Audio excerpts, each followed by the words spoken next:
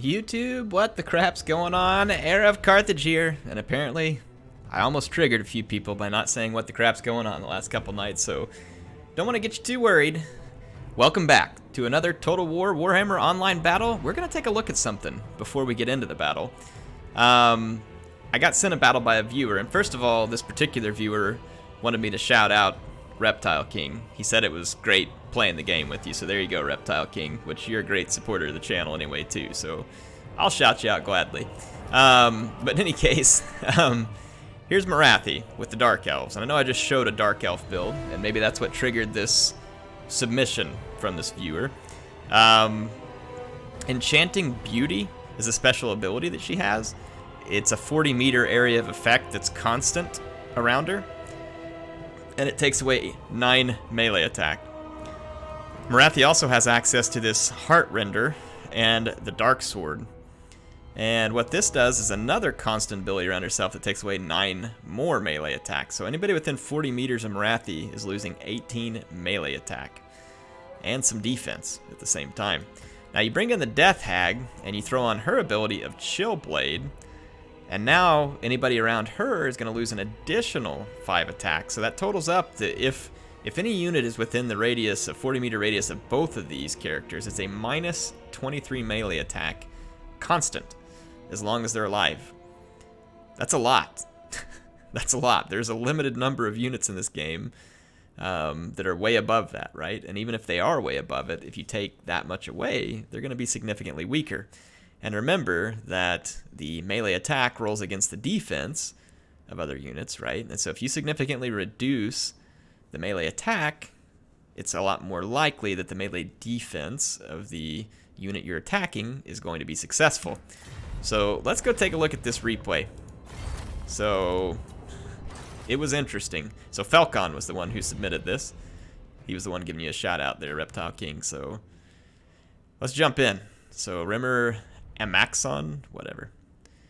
There's a K-Knight Assassin again, by the way. So I don't know if this guy was using K-Knight Assassins before we made it cool last night, but one way or the other. So this Dark Elf army up front, Dread Spears. So there's 3 of those.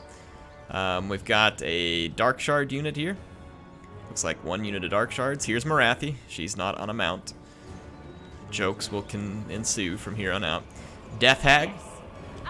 And then we've got 2 Cold One Knights. These have really good anti-large, anti-armor, so should be a good unit. A couple of Witch Elves. These are good too for berserking key units.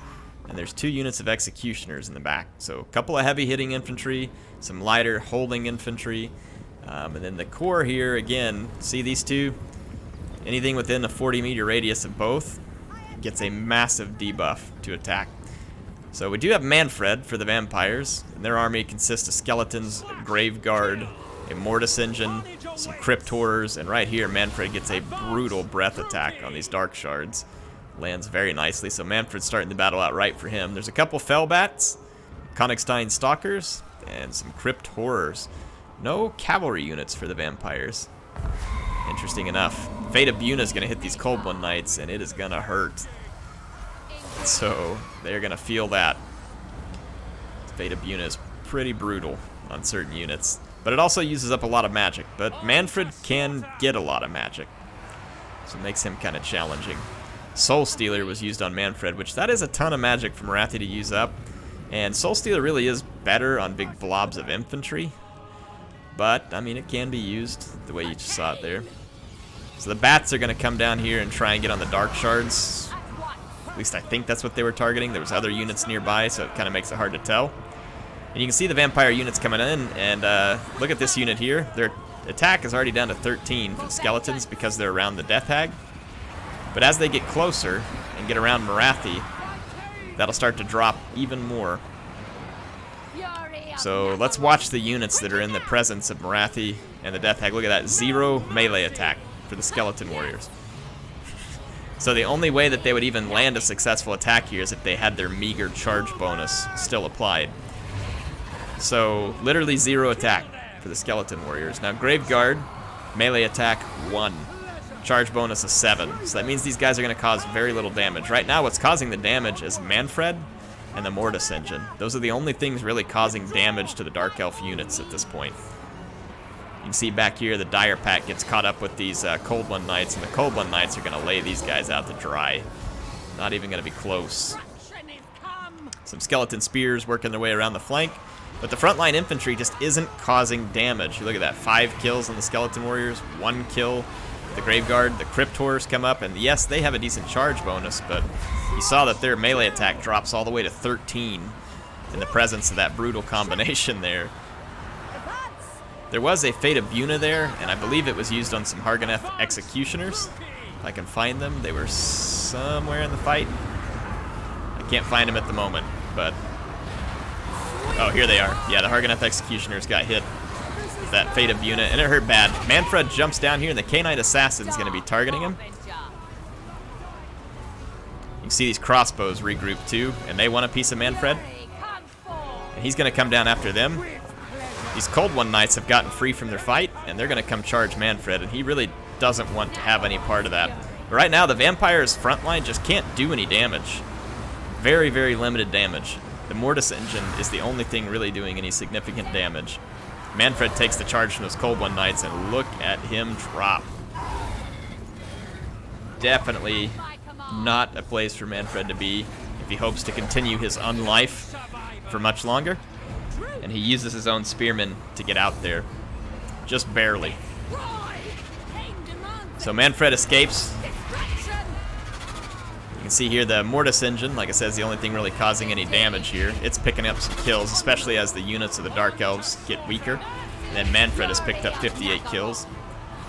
Here he's going to use a breath attack, beautifully placed into the blob, by the way. So Manfred picks up a huge 100 kill breath attack.